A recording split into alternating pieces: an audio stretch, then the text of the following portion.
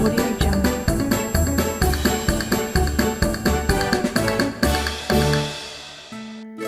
Hi everyone! Tonight we have our friend Havya Dave introducing the story to us. Have you brushed your teeth and combed your hair? Are you in your pajamas ready for the bed? Are the curtains drawn and blankets are tucked tight? Are you ready to sleep and say goodnight?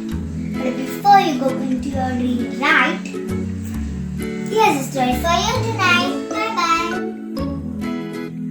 Well done, Havya. Thank you very much for introducing the story. And tonight, the story that I'm going to tell you is Hen's Feathers by Catherine Sully and Frank Andersby. Hetta and Hilda were sisters, but not from the same clutch of eggs. Hetta was older than Hilda. Hilda had plump, shiny black feathers, sunshine yellow legs and beak, and a beautiful red comb. Hilda looked so pretty. Hetta was dull and brown, but she was very kind and took good care of Hilda. That's so nice. Do you take good care of your sister or brother? If you're doing so, wonderful. That's very, very nice. I have a little sister too, and I love to look after her. Every morning, long after the cock had croaked, the hen all waddled out of the hen house looking for their breakfast. Hilda was very popular with other hen. She was always in the middle of the crowd, chuckling about this and that. So Hilda is such a chatterbox and everybody liked to talk to her. On this particular morning, there was a new hen in the yard. So there's a new friend come. Let's see who she is. She had fluffy and white feathers. Soon everyone crowded to meet her.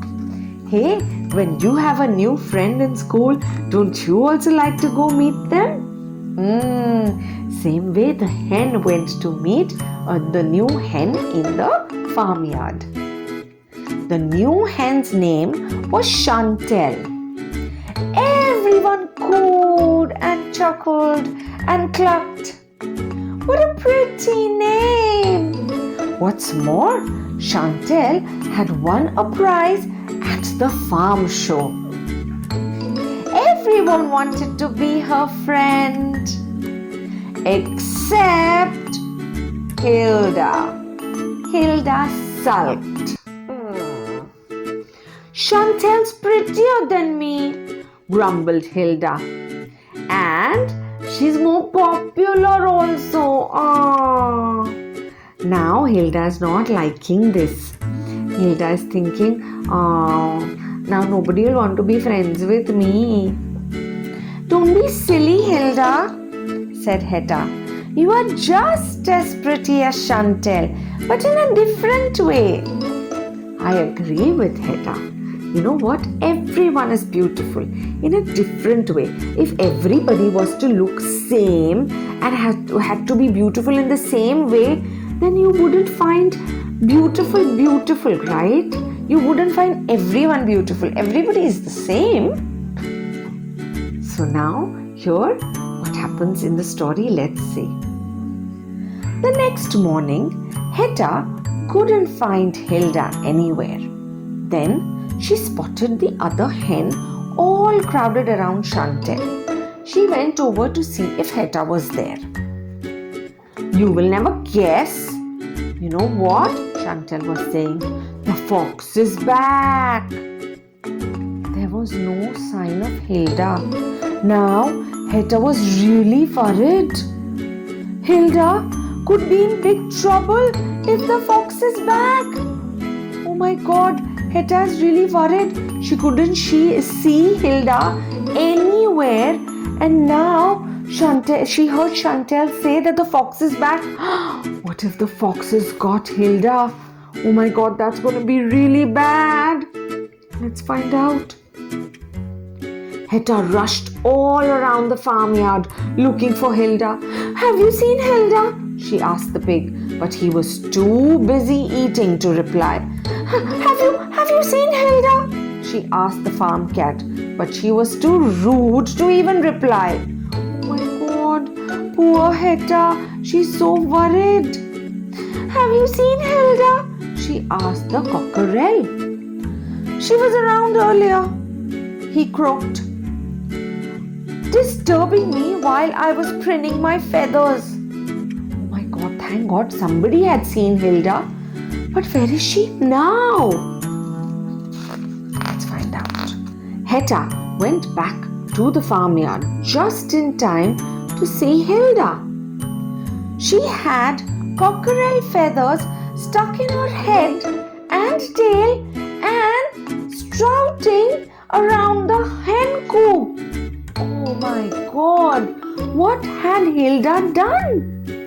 The other hens were giggling behind their wings. Even Hetta had to admit that Hilda looked silly. What was Hilda doing? Why is she dressing up funny?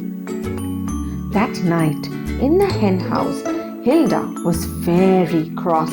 I don't know why everyone thinks Chantel's so wonderful, she snapped. Hetta looked at her sister. Chantel is a very nice hen, Hilda, said Hetta. Just because her feathers are perfect, grumbled Hilda. My God, Hilda is feeling jealous. Now let's see what happens. Feeling jealous about somebody having something better than you. Don't you think you are also special as well? Even you have something special in you? Let's see if Hilda finds out that special thing in her in this story. The following morning, the hen were all in a flutter. Oh my God, why were they in a flutter? Has something happened? Let's see. During the night, the fox had been back and the eggs were missing. Oh my God.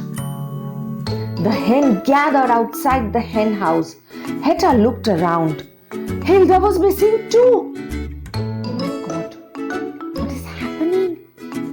Look over here, called Chantel. She had spotted cockerel feathers near a hole in the fence. They crowded around, gasping and tooting.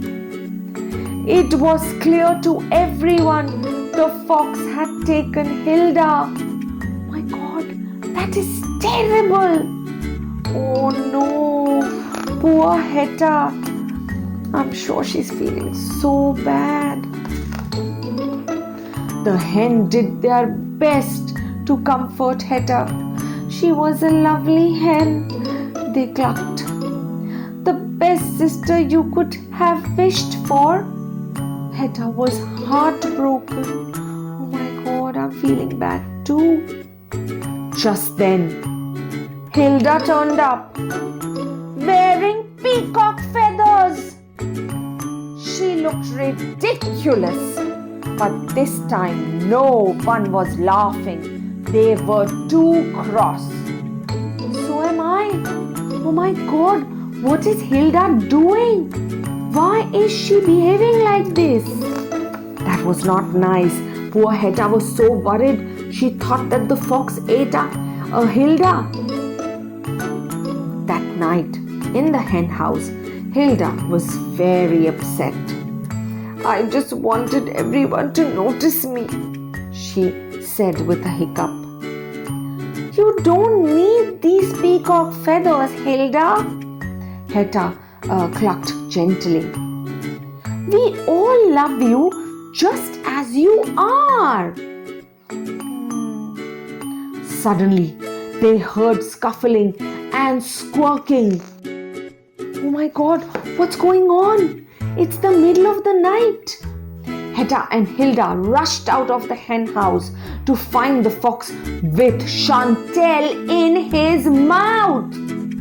As quick as a flash, Hilda plucked a long peacock feather from her tail and tickled the fox's nose. The fox froze. His nose twitched. His eyes squeezed shut and achoo! Chantel shot from his mouth and escaped. My God, that was very, very clever of Hilda. I am so proud of her. The next morning, the hen gathered to hear about the night's event. Hedda smiled to herself as she spotted Hilda. In the middle of the crowd was her sister with a wing around Chantel. And she was saying, "And that's the best use for a peacock feather I know," chuckled Hilda as she told the story of her night event to the crowd of admirers. One more time. So she had been telling this story again and again and again. And it is so good that Hilda realized that looking pretty is not enough. You have to be pretty from your heart as well. That's right. You have to be kind. You have to be honest. What makes you really, really pretty is your kind heart. Isn't it? Yes. Now, on that note, I'm going to say good night to you. So good night, sleep tight, and don't get into any pillow fights. And oh yes, don't forget to like, share, and subscribe. Bye.